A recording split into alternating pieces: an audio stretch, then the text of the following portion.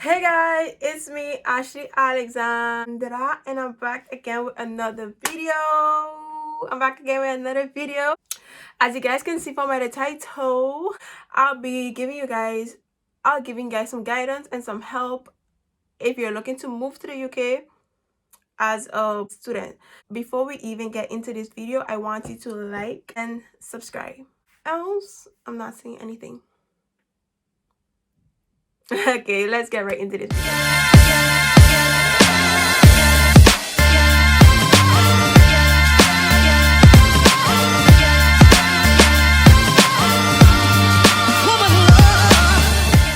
This is part 2.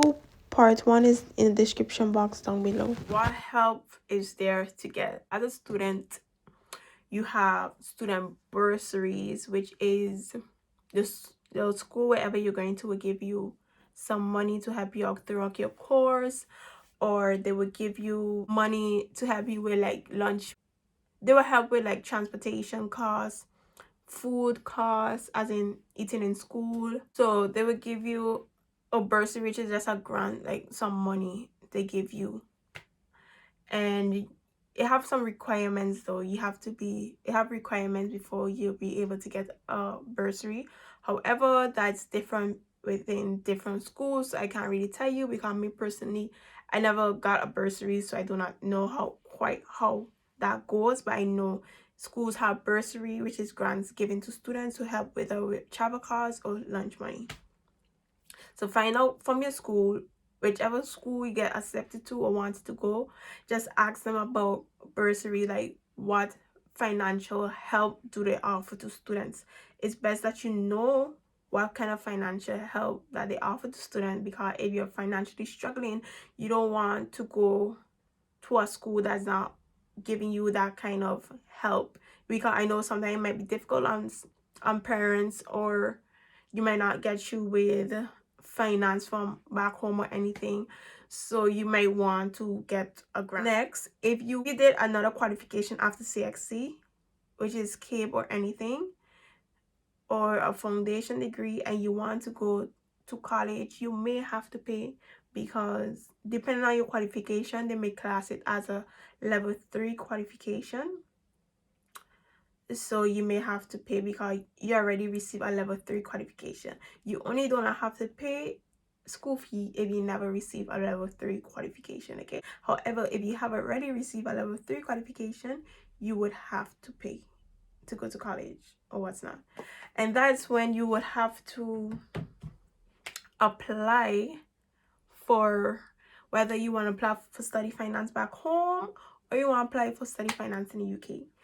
Study financing in UK is, I would say, like, is a must. You get it. The UK is a developed economy, so they're financially stable to give students finance to help them throughout their course. So for university, you have to apply for student finance. You do not have to pay that back until you're receiving about £21,000 a year, or 23 or 25,000 a year. Can't remember. And if you're going to college, you can also apply for student finance. It have different qualifications. Student finance have different categories, but it have different, like, different options to select when you're applying for study finance. If you're not sure, just go on www.gov.uk and type in study finance, and they have a lot of information. You cannot say you don't know nothing, because internet provides with all the information you need. So if you're wanting to look to study in the UK, just go on www.gov.uk. It have a bunch of information on top of that. I'm gonna make another video for those who actually want to live in the UK, not as a student but as an individual. So after this video, I'll record that video. But anyways, yeah, they have an overview of like what you can receive or what's not, and then it tells you how to apply, and they also have this thing down here that makes you check if you're eligible. It shows you how you have to prepare your loan, prepare for your application, check to see if you can get extra help. It gives you a lot of details on top of here. So I'm gonna leave a link to that in my description box down below. Also, if you're EU student, you just click on the EU student right here, and it tells you what you can get. So you can see right here, you get the same thing as a UK student, which is 9,250 yeah, for academic year, which is the same for UK students, and study finance would pay that for you. You don't have to worry. You just have to have the application to show your university or your college that you got approved for student finance. And then when you go on your first day of college, you have to clock in so student finance know you actually start in school before they even give you the money or what's not. So you have to make sure attend your classes. If you choose a job hooker university, you have to start from your job hooker university or college. You will have to start by paying for your student finance. Interest is added on that throughout the years. The payment amount is pretty much low, which allows you to spread the cost throughout your whole financial year. It's probably some people pay 27 pounds a month, but if you want to, you can increase the amount or what's not. That is up to you. I hope you guys understand. Okay, and then it have you see here it have university or college right here. If you're studying full-time education, part-time education, it have different courses. So you will get help for a foundation degree, certificate. It have different stuff, all of these stuff right here. So I'm gonna leave everything in the description box down below.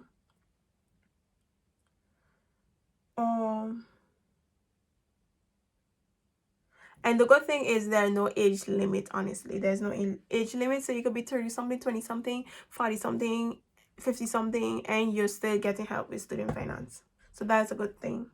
However, your nationality and residency status can affect whether you get it or not.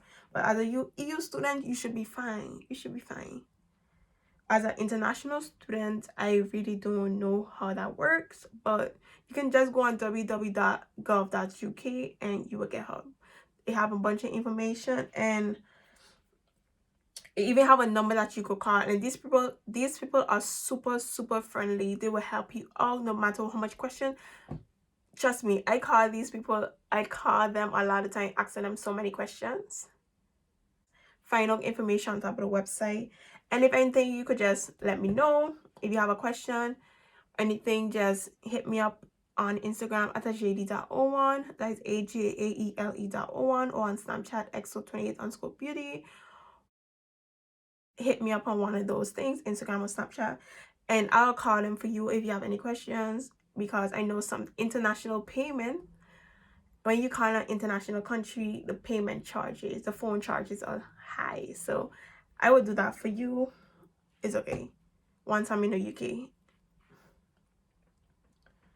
So that's about it. And so I told you guys how it be as an EU student living in the UK, like the help you can get. I told you guys you have to go to college before you go to university, because university, the requirement to be level 3, which is your associate, BTech, or A-levels. You have to do good in college, because university have UCAS points, and UCAS points are the points you get from your subjects depending on your grade. And do not get a bare minimum, because you don't want to be borderline. You don't want to be the university's last choice. You want to be the first choice. So the higher UCAS points you get, the better for you, and the better chance you have going into good universities. Like, yeah. Also, with good UCAS points, you get a scholarship. You can get a scholarship. You can also get a student bursary, which is a grant, because you get grants if you do good in college. When you go to university, you can ask, they will give you, say, about 500 pounds, 1,000 pounds, depending on how good your grades are. They give you grants for actually doing good when you go to university. The living costs now, as an EU student, you do not get help with living costs until you don't get help with living costs until you've been living in the UK for about 5 years. Five years. So unless you're living in the UK with 5 years, you wouldn't get help with living costs. And what's living costs? Living costs is help with your rent, help with travel, although your university or college do help you with that. Yeah, you wouldn't get help. They wouldn't pay for like your student dorm, or yeah, just your living expenses they wouldn't help with. So your parents will have to do that, which is my mom is paying for it, which is expensive a year. But get you, if you get you with study financing, get you a college, and just the living costs what's messing you up, work something out with your parents and family members so they all go support you with your rent. And then the good thing, you can pay your rent in installments. So yeah, staying on a student in a student accommodation much cheaper than living on your own. As in, when you're living on your own, you will have to pay for rent, you have to pay for water, light. Sometimes you find a area where utilities and everything is included. However, that is pretty rare. So yeah, if you want to live on your own as a student, you have to pay for rent, water, light, your groceries, and what's not. I think I covered everything. So EU students, let me just go over it one time. EU students are treated as UK students, however, that may change because of Brexit. If this is your first time getting an associate's degree, also could be called a BTEC, national, or A-level, or whatever, a level 3 diploma, whichever one you want to call it, you wouldn't, if that's your first time, you wouldn't have to pay for college. If it's not your first time, you will have to pay. You can have information, financial help, student finance, you can apply for that. It's really rare that you don't get through with student finance up here, but yeah, it's really rare, like rare. The government do help you with student finance. You don't have to worry about your application getting declined or not. It's like a must, they help you. Not a must, but yeah, if you guys understand what I'm saying, just fill out your application right and what's not. What else? Also, do good in college because university requires UCAS points. UCAS points are the points you get from your subjects. The schools help you with travel expenses depending on which school. You have to ask the school question before you actually go to that school. Ask them if they help, what financial support do they offer for students. I hope you guys enjoyed this video. Like, comment, and subscribe, and hit the notification bell so you can get alert when I post a new video. Bye. Follow me on Instagram and on Snapchat.